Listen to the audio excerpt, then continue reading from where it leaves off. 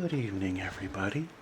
Mikey Soothing here, back with part 2 of looking at some different kinds of coins, mainly in this case, U.S. coins from the last 100 years or so, mostly silver.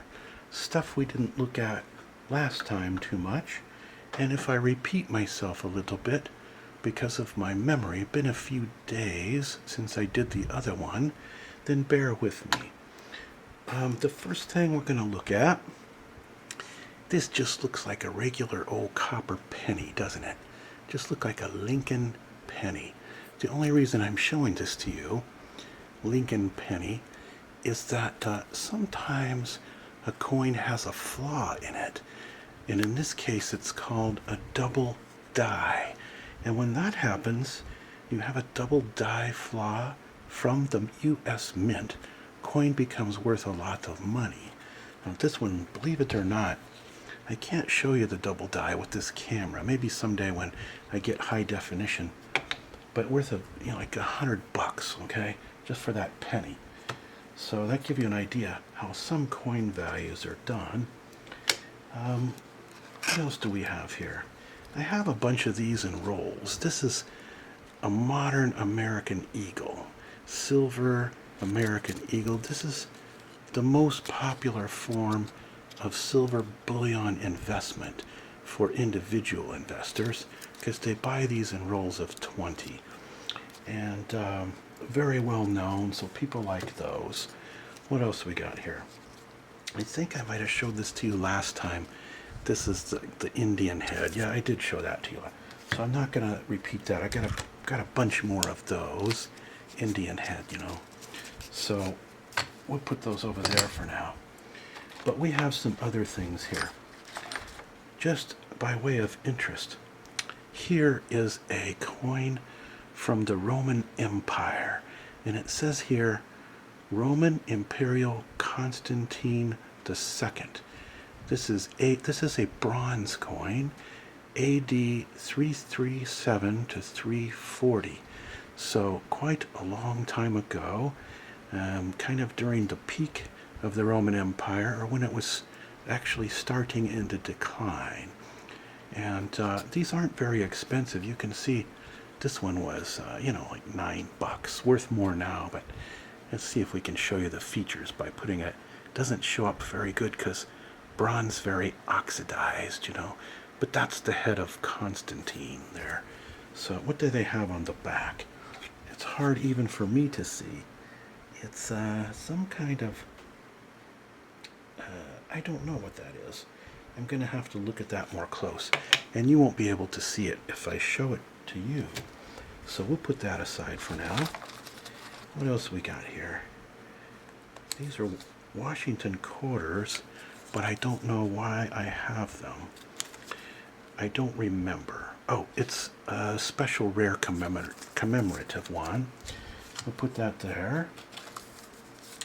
This is what they call an error variety, just like I show you on the penny. This is a mercury head dime, also known as a wing cap dime, but it has an error on it. It's a 1940. And on the 40, there's a flaw. Come from the mint that way, so it's worth a lot of money. It's a nice specimen too, you can see. It is brilliant uncirculated, has not been touched on the face or the reverse by human hands, okay? So what else we got here? We got more American eagles, so we'll put that over there. More American eagles. Let's see what we have in this roll here. This looks like just a roll of mercury dimes that are old dates. That's what it is. Yes, I remember now. These are dates from like 1916 and things like that. The teens, so you can see they have a lot of wear. These have a lot of wear compared to some other types. As you can see, they're pretty ratty, but they have really old. Let's see what these are. Like this one, a 1920, and we got a 19 23, and a bunch of old one like that, 19. So old roll of Mercury dime, just saved out because they're the oldest dates. The really common Mercuries are the ones from the 30s and 40s. So these saved out because of the more rare dates. So what else do we have here? Oh, here's something. I told you before about Benjamin Franklin. That guy had a lot of interests. He was like a scientist and a politician and an entrepreneur and an inventor and a philosopher, and had a lot of education, knew several languages. One of the founders, founding fathers. Let's see how we open this thing. So he has $50 commemorative $50. Am I going to have trouble with you? Because if I am, I have to open you later. Don't want to bore all these good. You know what it is I haven't opened this in a long time, so the tape that's sealing it is kind of stuck on there really, really hard. The sticky is kind of messed up. I think we got it now. Let's see. Little protective thing here.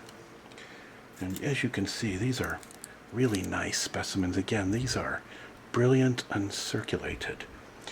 And see, it says PBU here on my cap. And the PBU means they're premium brilliant uncirculated, not just any brilliant uncirculated. And that means that they're of very high quality. And again, I don't touch the obverse or the reverse. I hold them by the rim. And you can see how beautiful the Liberty Bell and everything look on these premium brilliant. Let's see what the date is on this thing. Look like it's 1959. I know somebody that was born in that year. 1959. See how the cartwheel luster on that thing? That's what you want to see on a brilliant uncirculated coin. Cartwheel luster. Not necessarily on every type of coin, but certain types. Sometimes you want to see a nice toning. It depends on the kind of coin that you're collecting. But whatever you do, don't ever clean a coin, okay? Don't ever dip it in anything. All right, so those are some nice Franklins. What else we got here? We got some premium Mercury dimes, but I talked to you already a lot about Mercury dimes, so we won't keep talking about those. And what do we got here? This is a 1917. I just said I wasn't going to talk Mercury dime, but this is a high quality Mercury, what they call full split bands. Most of these, that's what the FSB stand for, full split bands. And what that means is, most Mercury dime, on these fasces on the back, there's, it's going to be really hard to show you without a high definition camera. But the center, let me see if I can find a little something. Little nail here, of all things for a pointer. This center thing here, where these reeds are, there's a split there that goes across it. I'm holding it wrong. There we go. There's a split that goes across there, right across this thing here. And in most Mercury dimes, they're not struck well enough for that split to show well. It just kind of blends. And so a full split dime means it was very well struck. And if you have that feature, it means that the rest of the dime is very well struck and that the features stand out better. So that's why collectors like those. Is this boring to you? I hope that you'll at least enjoy my voice. 64 Kennedy, we showed you a couple of those already. In part 1, Kennedy halves. Here is another important coin that had a double die flaw, penny with a double die flaw. That's what the DD stands for. And that means it's worth a lot of money, even though it's just a little copper Lincoln penny. Okay? And we put that over there. What else we got here? Oh, I thought I had another Roman coin. Here is a much older Roman coin, and this one is silver. And it's worth a lot more than the other one I show you, the bronze. And this is the Emperor Vespasian. Don't know if I'm pronouncing that right. Maybe Diana can tell me when she see this video. Vespasian. And he was around AD 69 to 79. So, you know, 1st century. And there you can see the bust of Vespasian. And let's see if we can tell what's on the reverse. Usually legionnaires or something like that. I can't quite tell. Got to get the... yeah, the reverses are really, really hard to tell. The reverse is pretty messed up on this one. Has a little bit of writing on it that you can see, but in an old Roman character writing, you know, those Romans were all roads lead to Rome, they say, you know. And Rome was very important in those days. It was the center of civilization, basically. And they had a large empire, of course. Here's another Standing Liberty quarter from the 1920s, and that's very nice. A couple of them. I have, oh, this is a better specimen, you know. I don't know if she have a full head.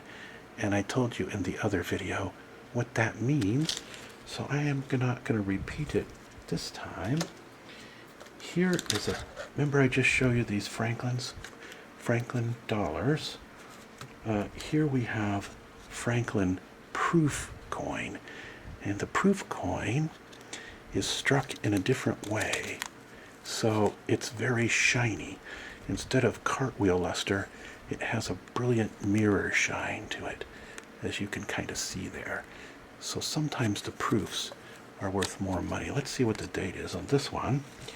This one is a 1961, and this one is a 1963. So these are a little bit more than 50 years old, these proof coin. And they're quite nice. And, you know, collectors like those if they're fairly rare. There's quite a few Franklin proofs. They're not a very rare coin, but it's still worth some good money. These are more Mercuries. You know, I really like them, so I have all kinds of them here. I'm not going to get them out of the little holders and the rubber band thing I have here. We'll just leave them in there for now.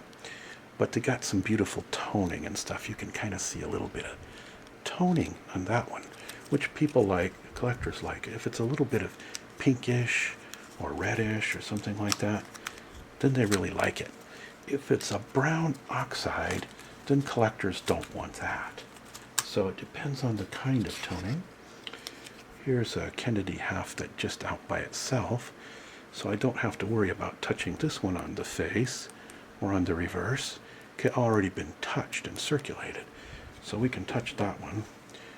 And this is a Roosevelt dime in a holder. What's in this roll? Let's find out. I don't know myself. Oh, you know what these are?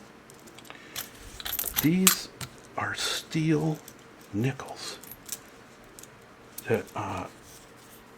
These are, no, silver nickels.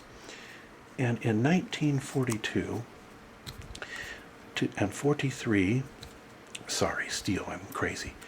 In 1942 and 43 and 44 and 45, during World War II, they needed all the nickel they could get their hands on for the war effort. So they actually made these nickels here out of an alloy that's 40% silver. So these have valuable silver content, as well as being a type of collector's item. Here's one that looks really shiny, like it's really nice, you know. But you know what? That coin has been cleaned. So believe it or not, it's worth less to a collector than this oxidized coin. No collector want a cleaned coin, even if it make it look shiny and bright, okay? So this is true, I think I told you before, for furniture and stuff too. If you have an old antique and it's got an old beat up finish on it. And you say to yourself, hey, that's going to be worth a lot more.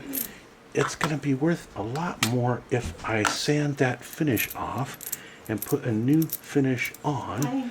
Hi. Oh, that Mrs. Mikey come in. I'm going to pause for a second and talk to her about her school. Then I'd be right back. All right, we're back. And just have a few more things to show you.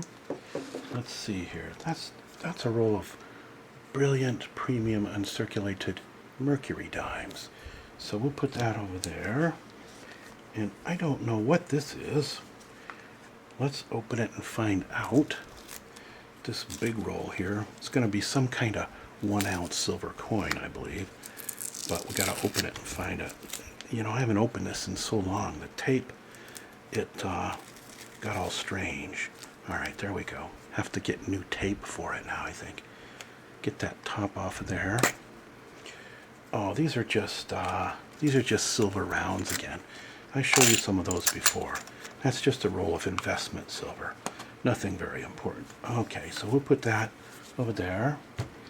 And I think we need to put all of this back before I show you the other things I was going to show you. So we'll put all of our silver war nickels. That's what they refer to these two as, war nickels. So the, back in here, because they were made at that time. The only time nickels were made out of silver in the United States. Okay, so we'll put the top back on there. I'm going to have to find new tape or something for this one. Yeah, that top doesn't want to go on quite right. So we'll figure that out later. Find a little bit of tape and put that on. And put away all of our stuff. Premium Franklins. And lots of these mercury dimes and things. Kennedy half, and what was this? Old dime. Some silver rounds I put in. And some silver eagles. And our friend Constantine II. And from the Roman Empire. Put these away, put these away. I haven't looked at my coins in a long time. I'm glad to be making this video for you because it gave me a chance to get them out and look at them. And I forgot what I even have, you know. I will put all this away and see what else we have to look at now tonight. We're going to have this other box right here. Let's see what's in here. It looks like mostly, I don't know what this is. I think these are more war nickels here. It looks like we have some proof sets. Now, these aren't very old. These are like modern day commemorative proof sets, as you can see. Various type 2002. I think I got that because I don't remember now why I got that. I found a really good deal someplace. What's this one? This has a Kennedy half, and but you can see it. Sacagawea dollar. This was the metallic dollar that the mint made a whole bunch of, and nobody wanted to use them because they're just hooked on paper dollars, and so they never really circulated. Lots of people hoard them instead. They have kind of a golden color, which I think is kind of nice, don't you? I can't do my fingernails like the women ASMR. I can only drum them like this. But anyway, see, very short, you know, no fingernail there. Put that away. And let's see what else we got here. Here's an older one, 1983. Oh, almost wrecked the box. Got to pay attention to what I'm doing. How do you get that out? Oh, we unhook it like this. And they make this very tricky. See, unhook it like that. And this is a nice proof set. Got your Kennedy $50 and, you know, Washington quarter and stuff on there. So there's the reverse. Turn it around and won't be upside down. So I have a few of those. I don't think I show you all of them because they're pretty similar and kind of like you've seen one proof set of this type and you've kind of seen them all, right? Let me see if any of them are any different. We'll check this one. What does this have in it? No, that's more of the same kind of, so we'll put those away. What else we have in here? Oh, here's something. I haven't showed you any different kind of paper money yet, but what I have here is some old, what they call silver certificates. You know, if you look at dollar bills now, they say Federal Reserve Note on them, and that means that the only thing they have of value is a promise, kind of a promise from the government.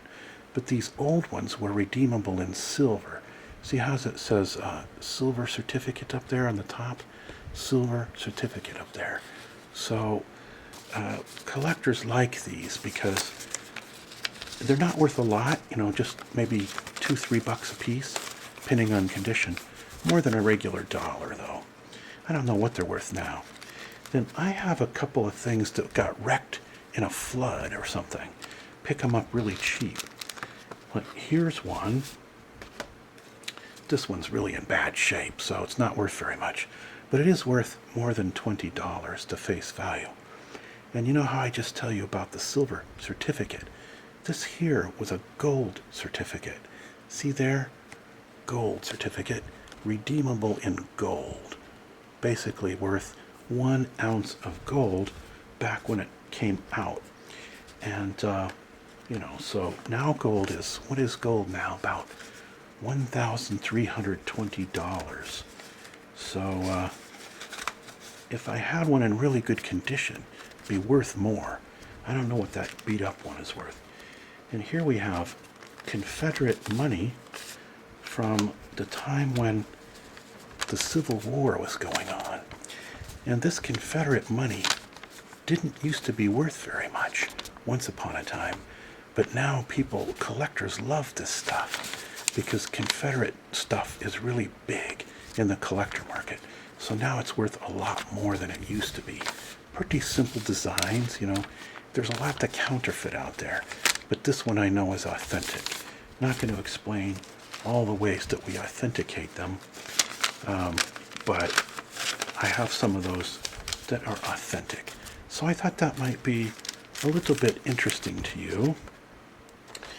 I got to get that straightened out in there because otherwise it's going to get more wrecked than it already is. Okay, put that back. And so finally, last but not least, I still don't know what's in there. Oh, yeah, that's more war nickels. Never mind those. We'll put those back. Silver nickels, right? Last but not least, I tell you I was going to look at a few of these, not my expensive ones, but a few of the certified coins in this box right here. And the certified coins are coins that get sent to a well-established and respected certification service, and they authenticate them as real, so they're not counterfeit, and they grade them very carefully under microscopes with giant diagrams and things. And a grade difference of 1 point on a 70-point scale can sometime make the difference of a $200 coin or a $20,000 coin. So how they grade it is pretty important. That's not always that big of a spread, but it can be. The mint states go from, circulated and poor condition all the way up to mint state 60. 60 through 70 are the uncirculated mint state coins, they call them. So a high grade is something like 65. That's a very good grade of a mint state coin. So let's see what we got here. And I don't know what these are. I think this might, before we look at those, I think these might be some really nice walking Liberty halves. that are uncirculated. Indeed they are. These are uncirculated walking Liberty half. Isn't that a nice eagle? I'm not going to touch it on the face. We'll look at a couple more though. Show you. It's got a little bit of oxidation, little brown oxidation on it, which isn't not a very good feature, but it's a nice coin. So got a few of those, and that's a highly desired collector coin. Not rare, but very desirable. Worth a lot more than, just silver 50-cent piece would be. And I haven't checked the price lately. Once upon a time, these were worth $20, $25 a piece for one of those 50-cent. And I imagine they're still about that much. But how about our certified coins? I think I have something in here that I was going to show you, but it's small and hard to find. Let's see if it's in here. There it is. I used to have these platinum proof sets, and I bought them the first year they came out from the mint in the 1990s, because I said to myself, they came out with a really low mintage, and I said like 20,000 sets or something. And I said to myself, these are going to go way up in value over time. So I bought like 20 sets of them, right? And I did sell them for about a 40% profit a year or so later as they were going up in value. And I was all thrilled with myself, getting all puffed up. Oh, Mikey, you made good money. But you know what? I was stupid, because those things now are worth like 500% more. So I should have held on to them, is what I should have done. All I have left of those sets is one little 1/10 of an ounce little platinum guy there. See, little platinum Miss Liberty on the Statue of Liberty. Used to have big 1 ounce, half ounce, big sets, proof set, have 4 coins in it, So I'm going to get some more of these platinums. I have some platinum eagles look like this as an investment, but I'm going to go back one of these days if platinum drops a little bit and try to buy at least one of those proof sets back. Anyway, that's kind of off topic. Let me show you what we got here. This is a proof 64 Franklin, and it's in an old holder, old style holder. And what that means is these are worth more because they graded more strictly back then when the old holders were being done by PCGS, the Professional Coin Grading Service. So collectors like these old holders because they're probably really a proof 65 now by current standards, worth a lot more. So you saw Franklin's already, so we put that aside. I'll show you what else we got. Here is a high-grade Buffalo nickel, and it's not just any high-grade Buffalo nickel. See, there's the Indian head on the front. Really nice condition. And there's the buffalo on the back, if you can see him, hanging around out there on the plains of the United States, grazing in the grass. But this thing is called a 1938 D over D.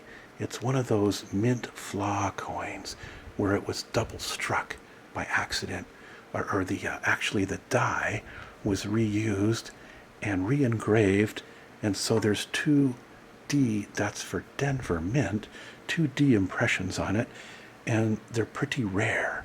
So collector like that one, worth a lot of money. I'm going to keep that one, not going to sell it, because I don't have anything else like that. What else we got here? I don't have a lot in this box. I got to get my certified coins out of the bank safe deposit box to show you, so that I can show you some other things. This is just a high-grade Washington proof quarter, and the only reason I have it is because it has some attractive toning. As you can see, that collectors consider that attractive toning. little bit of purplish red around the rim, as you can see there. And it also has a very high grade level, and that's proof 68, which is extremely high grade level. So collector really like that, and that's why I have that one.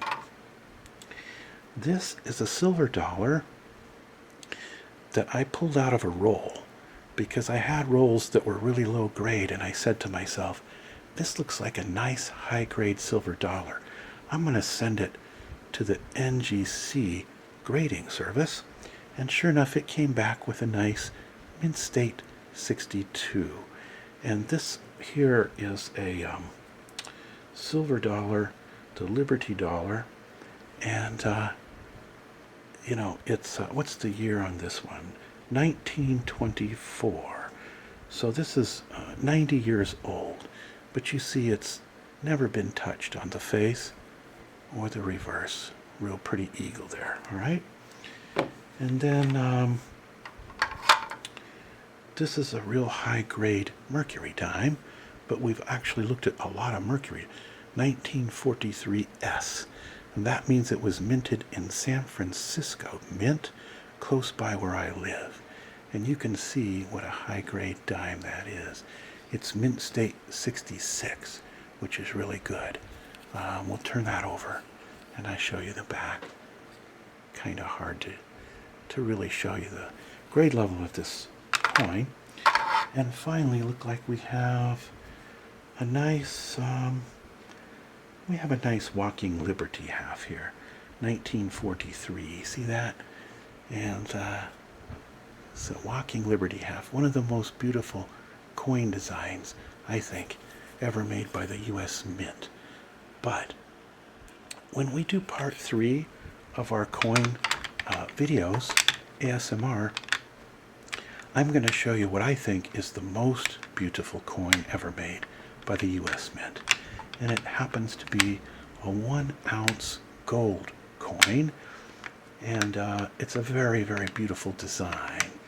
And it wasn't designed by one of these American designers, but we'll talk about that in a future video. Right now we're going to put all these back in their box, and I think that's just about going to wrap it up for part 2 of our coin series. So, you know, isn't it kind of fun sometimes to get out stuff that you collect, take a look at it when you haven't seen it in ages? I think it's been at least 3-4 years since I looked at any of this stuff, and so you're giving me an opportunity here with making ASMR video to go back and take a look at my coin, see what I got. I'm kind of anxious to go down to the bank, get my stuff out of safe deposit now. Oh, you know what? You're probably wondering, what is that pretty thing over in the corner over there? What is that? Well, I'm going to tell you. This is a beautiful type of stone, which I don't remember the name of because I'm very forgetful sometimes. And it has in it what's called druzy crystals. Those are natural, okay? See those flashing druzy crystals? And what I'm going to do with this off topic, but I'm going to make this into a pendant for, you know, one of the women in my life. Okay, it doesn't look like much on the back, but this is a natural stone, hasn't been colored or anything like that. Natural opening in it with druzy crystals. You know, all it's been done is cut and polished, but nothing's been done to it as far as coloration. That's its natural color, and that is the natural crystals inside. Those are the kind of stones I like. I don't like the artificial stuff. Really like only the natural stuff when it comes to gems and gemstones and things like that. All right. I hope that you enjoyed the coin videos tonight and the other part 1, and we will make part 3 in the future, but I think we will do it after we get the high definition camera, you know, because I have that coming. All right, everybody. As usual, you know my advice to you. don't operate heavy machinery or drive while you're doing ASMR. Take care, sleep well, and be relaxed.